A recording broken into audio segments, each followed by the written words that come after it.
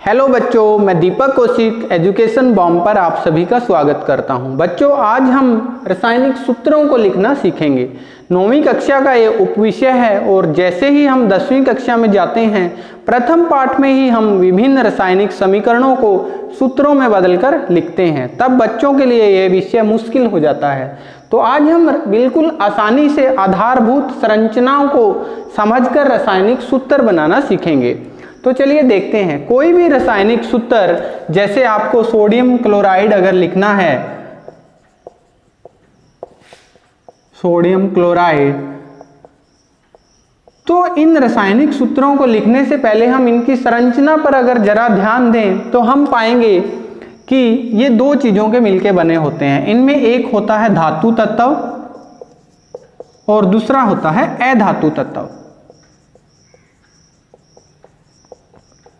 या फिर ऐसे तत्व जो अधातु के समान हों। वो कैसे होंगे? देखिए, धातु तत्व की जो प्रकृति होती है वो है कि धातु तत्व इलेक्ट्रॉन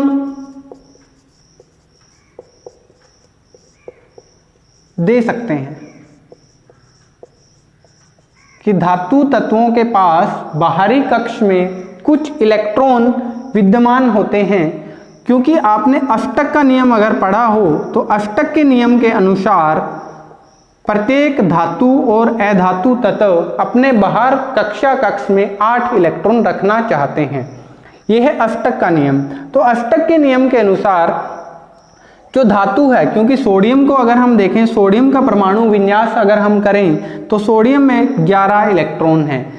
तो अष्टक के नियम के अनुसार पहले कक्ष में 2 इलेक्ट्रॉन आएंगे, दूसरे कक्ष में 8 और तीसरे कक्ष में 1 इलेक्ट्रॉन बच गया। जो ये बाहर वाला कक्ष में बचा हुआ ये इलेक्ट्रॉन है, इस इलेक्ट्रॉन को जो सोडियम है वो आसानी से दे सकता है। तो जब धातु की प्रकृति है इलेक्ट्रॉन देना, धातुएं इलेक्ट्रॉन दान कर सकती हैं, लेकिन अधातु तत्व क्या है? अधातु तत्व इलेक्ट्रॉन के इच्छुक होते हैं। अधातु तत्वों को इलेक्ट्रॉन चाहिए। अष्टक के नियम के अनुसार बाहर वाले कक्षा कक्ष में 8 इलेक्ट्रॉन पूरे करने के लिए अधातुओं को इलेक्ट्रॉन की क्या है? जरूरत होती है। तो अधातुओं को होती है इलेक्ट्रॉन की जरूरत और धातुओं के पास होते हैं इलेक्ट्रॉन फ्री। तो इलेक्ट्रॉन धातु दे देती हैं किसको? अधातु तत्व को। जब धातु तत्व इलेक्ट्रॉन दान करती है तो वहां पे धन आयन बनता है। किस तरीके से? सोडियम की अगर मैं बात करूं तो 2, 8 और 1 इलेक्ट्रॉन सोडियम के पास एक्स्ट्रा है। जब सोडियम इसको दान कर देगा या लूज करेगा तो सोडियम के ऊपर एक पॉजिटिव आ जाएगा। पॉजिटिव को बोलते हैं धन आयन। तो धातुएं धन आयन बनाती हैं, मतलब धातुओं के ऊपर जो आवेश होगा वो धनात्मक होगा। कब होगा? जब धातुएं इलेक्ट्रॉन को खो देती हैं बाहर वाले कक्षा कक्ष से। क्लोरीन की अगर मैं बात करूं, क्लोरीन का जो तत्व क्रमांक है वो 17 होता है और इस तरीके से 2, 8 और 7 बाहर वाले कक्ष में 7 बचते हैं और क्लोरीन को 8 पूरे करने के लिए 1 इलेक्ट्रॉन की जरूरत है। तो 1 इलेक्ट्रॉन अगर सोडियम दे दे तो क्लोरीन के पास पूरे 8 हो जाएंगे और अष्टक के नियम को ये पूरा करेगा। तो क्लोरीन ने 1 इलेक्ट्रॉन ले लिया तो क्लोरीन के ऊपर चार्ज आ गया नेगेटिव, मतलब अधातुएं ऋणात्मक आयन बनाती हैं। कौन सा? ऋणात्मक आयन। तो सबसे पहले आपको जब भी ये रासायनिक सूत्र लिखने हैं, आपको धातु और अधातु की प्रकृति जरूर पता होनी चाहिए। धातुएं क्या है? अष्टक के नियम के अनुसार इलेक्ट्रॉन दे सकती हैं, अधातु तत्व इलेक्ट्रॉन को लेना चाहते हैं। तो धातु तत्व अधातु तत्व को जब इलेक्ट्रॉन दान करेगा तो दोनों जुड़ करके उदासीन बन जाएंगे। उदासीन कहने का मतलब कोई भी चार्ज नहीं रहेगा, कोई भी आवेश नहीं रहेगा। तो जैसे ही सोडियम के ऊपर धनात्मक आवेश था, क्लोरीन के ऊपर ऋणात्मक आवेश था, दोनों एक दूसरे को नष्ट कर देंगे और जो हमारा रासायनिक सूत्र होगा वो क्या होगा? उदासीन। उसके ऊपर कोई भी आवेश नहीं होगा। तो इस तरीके से हमारे जो रासायनिक सूत्र हैं वो बने होते हैं। तो अभी हमें ये सीखने की ज़रूरत है कि हम कैसे पता लगाएं धातु तत्व कितने इलेक्ट्रॉन दे सकती हैं या दान कर सकती हैं। तो चलिए हम समझते हैं। आपकी पाठ्य पुस्तक में एक सारणी बना करके दी गई है जो आपको वीडियो में मैं दिखा रहा हूँ। तो देखिए उस सारणी में आपको 20 तक के तत्व दिए हुए हैं और बाहर वाले जो कक्षा कक्ष में कितने इलेक्ट्रॉन विद्यमान हैं वो दर्शाया गया है। आप कैसे सीख सकते हैं? आपको अगर अष्टक का नियम लगाना आज आता है तो उसके अनुसार देखिए, अगर हम हाइड्रोजन, हीलियम 20 तक के तत्व अगर हम जल्दी से देखते हैं, hydrogen, helium, lithium, beryllium, boron, carbon, nitrogen, oxygen, fluorine, neon, sodium, magnesium, aluminium, silicon, इस तरीके से हम एक एक करके देखें। अगर हीलियम, अष्टक का नियम क्या कहता है पहले वो देखिए कि पहले कक्षा कक्ष में 2 इलेक्ट्रॉन रहेंगे, दूसरे कक्षा कक्ष में 8 रहेंगे, तीसरे कक्षा कक्ष में भी 8 रहेंगे। ये अष्टक का नियम है। तो देखिए हाइड्रोजन का तत्व क्रमांक है 1, तो पहले कक्ष में क्या होगा, 1 इलेक्ट्रॉन भर दिया, क्योंकि भरने कितने 2, लेकिन 1 ही है तो 1 हो गया। हीलियम में 2 होंगे, 2 ही भरने हैं, हीलियम के कक्षा कक्ष में 2 इलेक्ट्रॉन। लिथियम में क्या हुआ, 3 नंबर है क्रमांक, तो पहले कक्षा कक्ष में 2 और बाहर वाले में 1 बच गया। बेरिलियम में 2, बोरोन में 2, 3 हो जाएगा, कार्बन 2, 4, नाइट्रोजन 2, 5, ऐसे ही ऑक्सीजन 2, 6, फ्लोरीन 2, 7, नियोन 2, 8, सोडियम 2, 8, 1, 2, 8, 2, 2, 8, 3, 2, 8, 4। तो यहाँ से मैं आपको एक फास्फोरस होता है 15, ऐसे ही 2, 8, 5, सल्फर 16 होता है 2, 8, 6, क्लोरीन 2, 8, 7, आर्गन 2, 8, 8, पोटाशियम 2, 8, 9, 2, 8, 8, 1 और उसके बाद कैल्शियम होगा 2, 8, 8, 2। तो यहाँ से बच्चों मैं आपको एक चीज़ समझाना चाहूँगा कि अगर बाहर वाले कक्षा कक्ष में 4 से नीचे हैं, 4 इलेक्ट्रॉन से नीचे हैं, तो वो सारे तत्व धातु तत्व होंगे। 4 से नीचे वाले तत्व होंगे धातु तत्व, और 4 से नीचे हैं तो वो 4 से नीचे दान कर सकते हैं। तो सोडियम क्या कर सकता है, जैसे देखिए सोडियम यहाँ पे 2, 8, 1 इलेक्ट्रॉन फ्री है और अष्टक के नियम के अनुसार बाहर वाले कक्षा कक्ष में इसको 8 ही चाहिए, तो ये 1 यहाँ से इलेक्ट्रॉन दान कर सकता है। मैग्नीशियम 2 दान करेगा, एल्यूमिनियम 3 बाहर वाले कक्षा कक्ष से दान कर सकता है।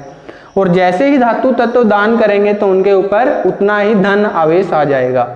ठीक है, तो इस तरीके से आप धातु अधातु भी देख सकते हैं कि 4 से नीचे वाले जिनमें इलेक्ट्रॉन बच गए वो सारे तत्व धातु हैं, 4 या 4 से ज़्यादा जिनमें बाह्य कक्ष में इलेक्ट्रॉन है वो सारे के सारे अधातु हैं।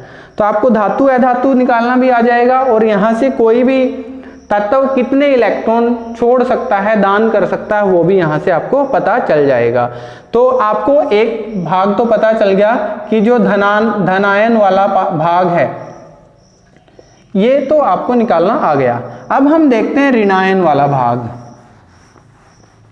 क्योंकि एक सूत्र बनाने के लिए हम 2 भाग चाहिए, धनायन ऋणायन, तभी ऋणायन वाला भाग हम देखते हैं। तो ऋणायन के लिए क्या है, ऋणायन कौन बनाएंगे, अधातु। अधातु जैसे क्लोरीन है 2, 8, 7, सल्फर है 2, 8, 6। अब सल्फर को कितने चाहिए, 2 इलेक्ट्रॉन और चाहिए। क्लोरीन को कितना चाहिए, 1 इलेक्ट्रॉन। क्यों, क्योंकि बाहर 8 पूरे करने हैं सिंपली। तो इस तरीके से एनायन में क्या रहेगा, ऑक्सीजन के ऊपर कितना एनायन आ सकता है, 2, फ्लोरीन के ऊपर 1, क्लोरीन के ऊपर 1, ठीक है, नाइट्रोजन के ऊपर 3। तो ये अष्टक के नियम के अनुसार एक बार देखिए, आपको पता चलेगा नाइट्रोजन पे 3 क्यों आया, इसका उत्तर आपको खुद मिल जाएगा। तो जब इनके ऊपर एनायन जो ये हमारा धनात्मक आवेश आता है तो इनका नाम हम बदल देते हैं। तो हम अभी करते हैं कि नामकरण कैसे करें। तो चलिए मैं आपको कुछ धन आवेश वाले तत्व यहाँ पे उनके नाम के साथ बताता हूँ। तो फ्लोरीन के ऊपर अगर 1 धनायन है तो उसको बोलेंगे फ्लोराइड। क्या, फ्लोराइड। क्लोरीन के ऊपर अगर 1 धनायन है तो उसको बोलेंगे हम क्लोराइड। ब्रोमीन के ऊपर अगर 1 धनायन है उसको हम बोलेंगे ब्रोमाइड। तो इस तरीके से ऑक्सीजन 8 होता है 2, 6, तो इसको 2 इलेक्ट्रॉन चाहिए, तो ऑक्सीजन बनाता है 2 नेगेटिव, तो इसको बोलेंगे हम ऑक्साइड, ऑक्साइड। ठीक है, तो ये आपको याद करने पड़ेंगे। इसके अलावा कुछ ऐसे हैं जो ग्रुप में होते हैं। अब जैसे सल्फर और ऑक्सीजन, नीचे 4 और 2 उसके ऊपर एनायन, तो इस तरीके के भी थोड़े से मुश्किल जो आपको लग सकते हैं धन आयन वाले, लेकिन वास्तव में ये बिल्कुल आसान है। देखिए कैसे, इसको बोलते हैं सल्फेट। क्या? Sulphate, sulphate ion, SO4 2 negative.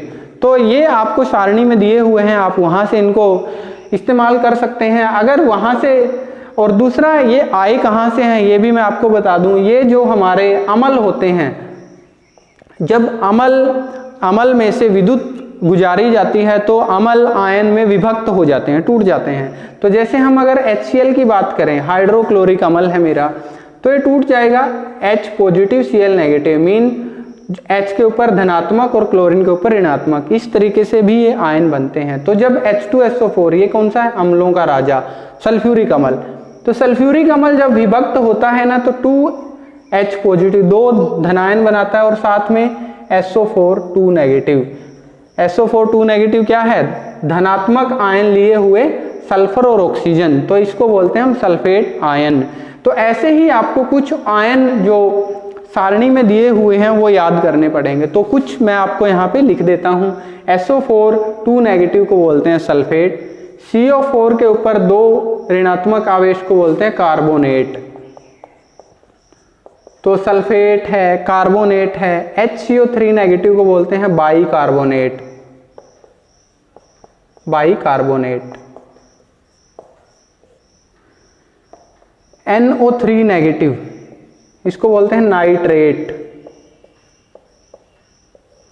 OH negative, इसको बोलते हैं हाइड्रोक्साइड, हाइड्रोक्साइड।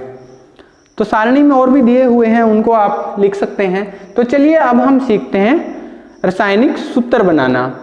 क्योंकि क्या है, अब हमें धनायन वाला भी पता चल गया, ऋणायन भी पता चल गया कि धनायन धातु से आते हैं, ऋणायन अधातु से आते हैं, और ऋणायन वाले कुछ ग्रुप भी हैं जो कि विभिन्न अम्लों की जब विद्युत गुजारने के बाद विभिन्न अम्लों को तोड़ा जाता है तो उनमें से भी कुछ आयन ऐसे निकलते हैं जिनके ऊपर ऋणात्मक आवेश होता है।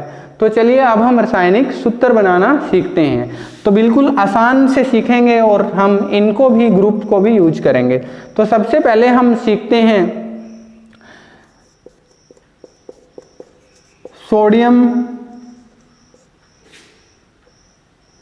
क्लोराइड, क्योंकि ये सबसे आसान है और इससे पहले हम कर भी चुके हैं। सोडियम 2 8 1 पॉजिटिव आता है धनायन, क्लोरीन के ऊपर 1 ऋणायन।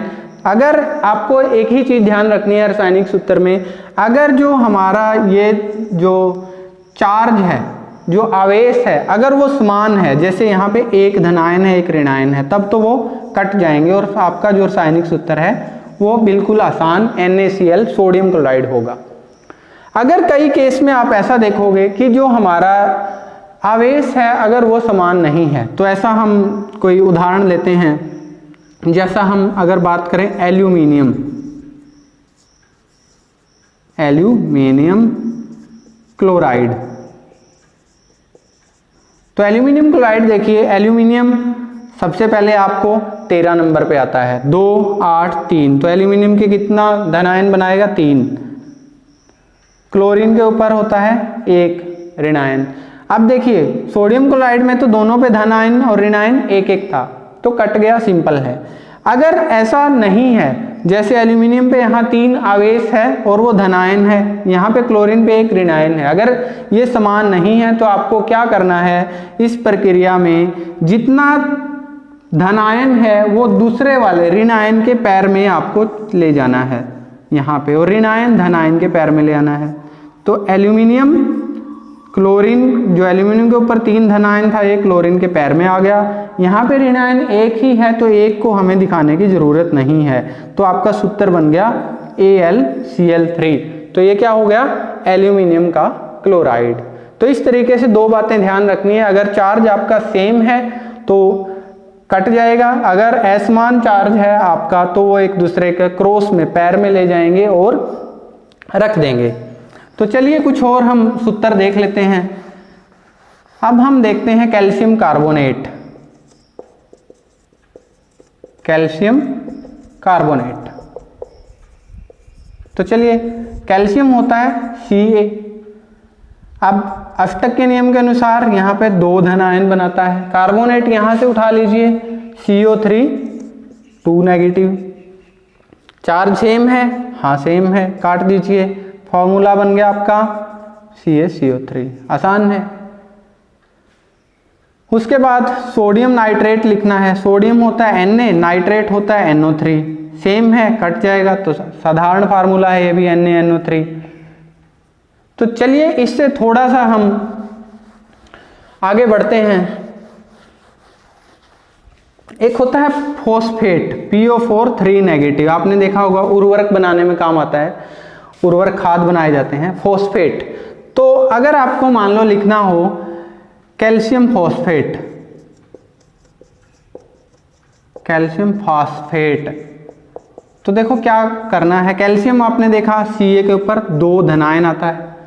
फॉस्फेट यहां से उठाया PO4 और 3 ऋणायन। तो इस फॉर्मूले में आपने देखना है कि यहाँ पे कैल्शियम के ऊपर धनायन 2 है, ऋणायन 3 है, तो ये तो समान नहीं है। क्या बताया है आपको, पाँव में ले जाइए क्रॉस करके इस तरीके से, इसको इसके पाँव में, तो कैल्शियम पाँव में 3 आ गया। अब आपको ये देखना है जो कैल्शियम के ऊपर 2 है और ये फॉस्फेट के पाँव में जाएगा, इसको आपने किस तरीके से लिखना है।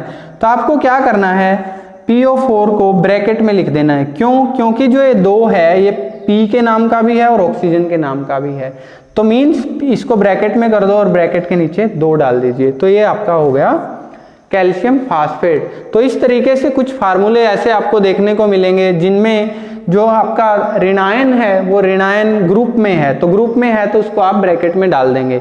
ऐसा ही एक एल्यूमिनियम हाइड्रोक्साइड, चलिए देखते हैं एल्यूमिनियम हाइड्रोक्साइड। चलिए एल्यूमिनियम हाइड्रोक्साइड देखो, एल्यूमिनियम के ऊपर 3 धन आवेश आएगा। हाइड्रोक्साइड आपने सारणी में से देखा OH के ऊपर नेगेटिव है, तो चार्ज देखोगे, चार्ज S मान है, S मान है तो आपने क्या करना है, क्रॉस में पाँव में ले जाइए, इसको यहाँ पे और इसको यहाँ पे। एल्यूमिनियम, अब यहाँ पे एल्यूमिनियम के पाँव में 1 आता है, 1 चार्ज दिखाने की जरूरत नहीं है। एल्यूमिनियम का 3 धन आवेश हम OH, अब मैंने क्या बताया है, OH क्या है, ग्रुप है, तो दोनों इकट्ठा इसको ब्रैकेट में कर दीजिए और ये पाँव में OH3।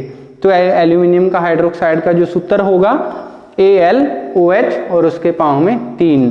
तो इस तरीके से मैं जो वीडियो के एंड में आपको बहुत सारे आयन की एक सारणी दे दूंगा, उस सारणी में से आप विभिन्न धन आयन के साथ जोड़ जोड़ के आप रासायनिक सूत्र बना सकते हैं। तो मुझे उम्मीद है कि इस वीडियो से आपको सारे के सारे फार्मूले बनाना बिल्कुल आसान लगेगा। अगर ऐसा सच में हुआ है आपके साथ तो आप वीडियो को लाइक, शेयर और सब्सक्राइब जरूर करें। अच्छे से पढ़िए और अच्छे से अभ्यास कीजिए।